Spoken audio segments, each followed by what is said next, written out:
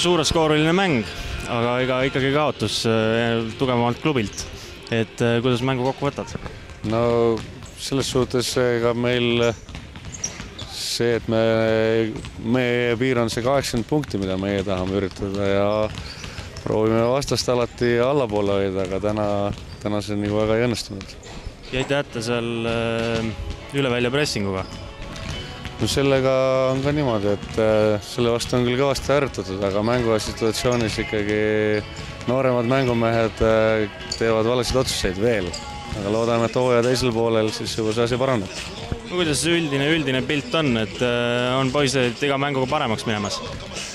No ma vähemalt loodan seda, jah, et mina näen seda arengut nagu hästi väikeste sammudega, võib-olla kõrvalvaatajatel on nagu lihtsam seda hinnata, aga praegu tööd on nagu väga palju veel. No milline meeskonna eesmärk üldse sellel hooajal on? No meie suur eesmärk on jõuda sinna 6 hulka, mis on muidugi nagu suhteliselt raske ülesanne, aga see asi on nagu iga mängu alguses silmade ees, et kus vähegi antaksegi võidu võimalust võtta, siis seal me proovime võtta, jah. No loodame parimat, aitäh!